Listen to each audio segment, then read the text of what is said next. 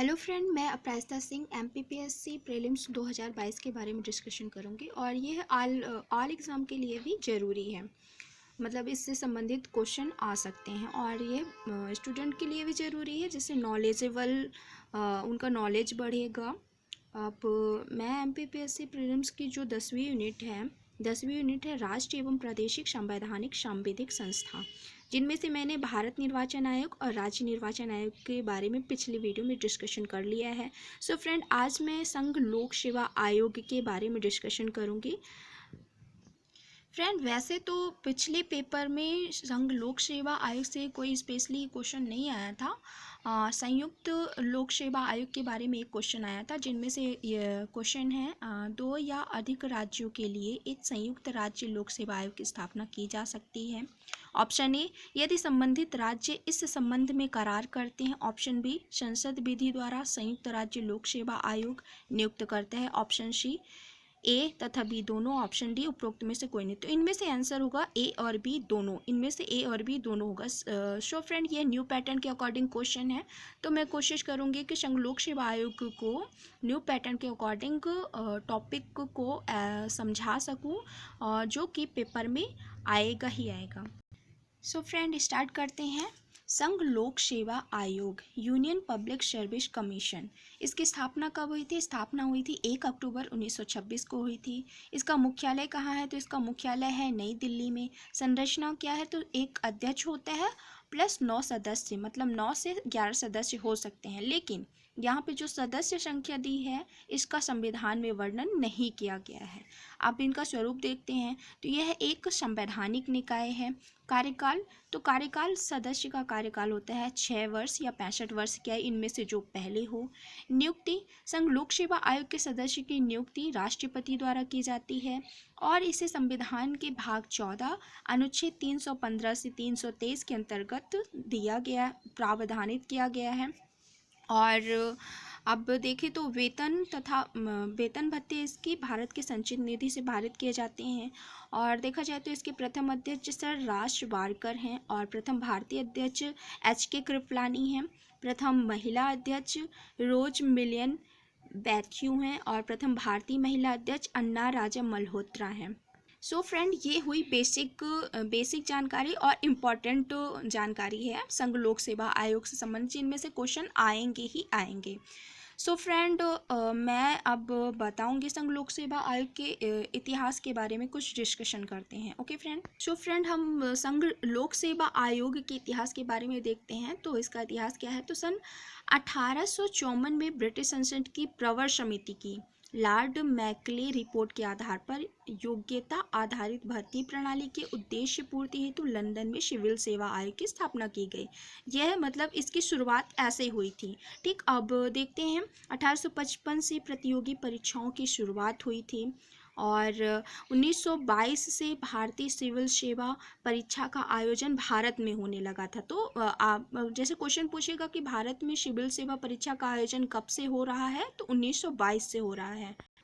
Friend, हम देखते हैं संघ लोक सेवा आयोग की जो स्थापना हुई थी, तो वह मॉन्टेग्यू चेम्सफोर्ड सुधार अधिनियम 1919 के तहत सन 1923 में ली आयोग की सिफारिश के आधार पर कब की गई थी? तो 1 अक्टूबर 1926 को केंद्रीय लोक सेवा आयोग की स्थापना की गई थी। तो यहाँ पे क्वेश्चन अगर पूछेगा तो किस आयोग की सिफारिश के आधार पर की गई थी? तो ली आयोग की सिफारिश के आधार पर की गई थी। ठीक है फ्रेंड। और मतलब ली आयोग कब बना था? मॉन्टेग्यू चेम्सफोर्ड सुधार अधिनियम 1919 के तहत ली आयोग की सिफारिश की गई थी। ठीक, आगे देखते हैं फ्रेंड। सन 1935 के अधिनियम के तहत इसका नाम 1 अप्रैल 1937 को संघीय लोक सेवा आयोग कर दिया गया था। क्या कर दिया गया था फ्रेंड? संघीय लोक सेवा आयोग। इसको फ्रेंड, इसे फेडरल लोक सेवा आयोग के नाम से भी जाना जाता है। फिर 26 जनवरी 1950 को इसका नाम परिवर्तित करके संघ लोक सेवा आयोग कर दिया गया। तो क्वेश्चन पूछेगा कि संघ लोक सेवा आयोग कब आयोग का नाम संघ लोक सेवा आयोग का पड़ा? तो 26 जनवरी 1950 में इसका नाम संघ लोक सेवा आयोग पड़ा।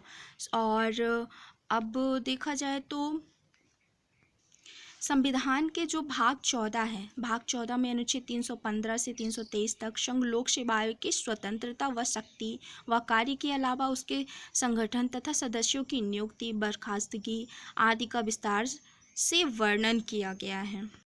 फ्रेंड, मैं यहाँ पे इम्पॉर्टेंट पॉइंट के बारे में डिस्कशन करूँगी। जैसे अगर क्वेश्चन ऐसे इस पैटर्न में भी पूछ सकता है, जैसे राष्ट्रपति 2 परिस्थितियों में संघ लोक सेवा आयोग के किसी सदस्य को कार्यवाहक अध्यक्ष नियुक्त कर सकता है। पहला, जब अध्यक्ष का पद रिक्त हो, या दूसरा, जब अध्यक्ष अपना काम अनुपस्थिति या अन्य दूसरे कारणों से नहीं कर पा रहा हो। तो कार्यवाहक अध्यक्ष तब तक कार्य करता है जब तक अध्यक्ष पुनः अपना काम नहीं संभाल लेता या अध्यक्ष फिर से नियुक्त ना हो जाए। सो फ्रेंड, ऐसे इस पैटर्न में क्वेश्चन पूछ सकता है कि क्या कार्यवाहक अध्यक्ष नियुक्त किए जा सकते हैं और किसके द्वारा नियुक्त किए जा सकते हैं, किन परिस्थितियों में नियुक्त किए जाते हैं और कब तक नियुक्त किए जाते हैं। फ्रेंड, यहाँ पे संघ लोक सेवा आयोग के जितने अनुच्छेद हैं उनके बारे में देखते हैं। तो अनुच्छेद 315 के अनुच्छेद 315 में क्या दिया गया है, तो संघ एवं राज्यों के लिए लोक सेवा आयोग की व्यवस्था की गई है। अनुच्छेद 316 में सदस्य की नियुक्ति या कार्यकाल बताया गया है। 317 में लोक सेवा आयोग के सदस्यों की बर्खास्तगी एवं निलंबन के बारे में बताया गया है। 318 में आयोग के सदस्यों एवं कर्मचारियों की सेवा शर्तों के नियम बनाने की शक्ति के बारे में बताया गया है। और अनुच्छेद 319 में सदस्य सदस्यता समाप्ति के बाद पद पर नहीं रह सकता, यह बताया गया है। और 320 में आयोग के कार्यों का उल्लेख किया गया है। 321 में आयोग के कार्यों को विस्तारित करने की शक्ति दी गई है। 322 में आयोग वित्तीय लेन देन की चर्चा करता है, मतलब वित्तीय लेन देन मतलब व्यय की संबंधित चर्चा करता है। और 323 में है आयोग के प्रतिवेदन रिपोर्ट, मतलब आयोग अपनी प्रतिवेदन रिपोर्ट प्रस्तुत करने का प्रावधान 323 में किया गया है। फ्रेंड, मैं यहाँ पे एक और इम्पॉर्टेंट पॉइंट पर डिस्कशन करूँगी कि इस पैटर्न में भी एक क्वेश्चन आ सकता है। मतलब 26 जनवरी 1950 को भारतीय संविधान लागू होने के उपरांत संविधान के अनुच्छेद 378 के खंड 1 के आधार पर फेडरल लोक सेवा आयोग संघ लोक सेवा आयोग में परिवर्तित हो गया था। तो यहाँ पे मैं इस पॉइंट को इसलिए बता रही हूँ कि यहाँ पे ये बताया गया कि उपरांत संविधान के किस अनुच्छेद के अंतर्गत किया गया था, तो अनुच्छेद 378 के खंड 1 के आधार पे। ये पॉइंट नोट डाउन कर लीजिएगा, वीडियो पॉज करके आप सारे पॉइंट भी नोट डाउन कर सकते हैं। और ये पॉइंट परीक्षा के वे से बहुत ही इम्पॉर्टेंट है। सो फ्रेंड, आप इसको अच्छी तरीके से देख लीजिएगा, याद कर लीजिएगा। फ्रेंड, यहाँ पे एक और इम्पॉर्टेंट पॉइंट बता रही हूँ, पद मुक्ति। पद मुक्ति के संबंधित त्यागपत्र द्वारा अथवा अनुच्छेद 317 के खंड 1 या खंड 3 में उल्लेखित रीति से पद मुक्त किया जाता है। मैं इस पॉइंट को क्यों बता रही हूँ, क्योंकि 317 बस तो आप याद 317 और आप ऑप्शन और दे देगा तो आप नहीं बता पाओगे। 317 खंड 1 और खंड 3 के तहत यह रीति उल्लेखित की गई है। ये दैट्स वेरी इंपॉर्टेंट है फ्रेंड। संघ लोक सेवा आयोग के कार्य भी देख लेते हैं। तो लोक सेवकों की भर्ती, संरक्षक, पदोन्नति, अनुशासनात्मक कार्यवाही की स्थिति में परामर्श व सिद्धांत निर्णय कार्य बताया गया है। फ्रेंड, हम देखते हैं संघ लोक सेवा आयोग के सदस्यों को हटाने की प्रक्रिया क्या होती है। तो हम यहाँ पे देखते हैं संघ लोक सेवा आयोग को हटाने की प्रक्रिया, जो कि परीक्षा की दृष्टि से महत्वपूर्ण है और यह पूछ सकता है। तो हम यहाँ पे देखते हैं हटाने की प्रक्रिया क्या है। तो फ्रेंड, अगर उसे दिवालिया घोषित कर दिया जाता है, पहला पॉइंट ये है। दूसरा पॉइंट है अपनी पदावधि के दौरान अपने पद के कर्तव्यों के बाहर किसी से वेतन नियोजन में लगा हो। तीसरा पॉइंट है अगर राष्ट्रपति ऐसा समझता है कि वह मानसिक व शारीरिक अक्षमता के कारण पद पर बने रहने योग्य नहीं है।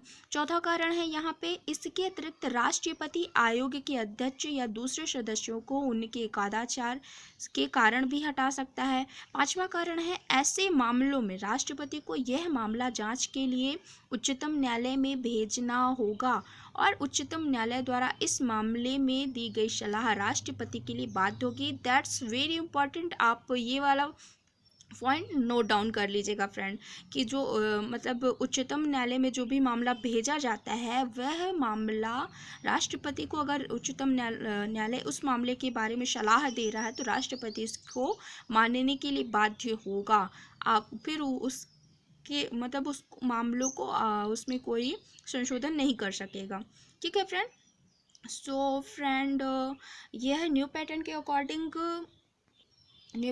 के अकॉर्डिंग मैंने संघ लोक सेवा आयोग के बारे में जितनी भी टॉपिक थी, जितने भी पॉइंट थे, इम्पॉर्टेंट पॉइंट थे, मैंने सारे डिस्कशन किए हैं। सो फ्रेंड, अगर जो भी पॉइंट आपको महत्वपूर्ण लगे, वैसे तो सारे पॉइंट महत्वपूर्ण हैं, आप वीडियो पॉज करके उसको नोट डाउन कर सकते हैं या फिर वीडियो को दोबारा चालू करके दोबारा से देख सकते हैं।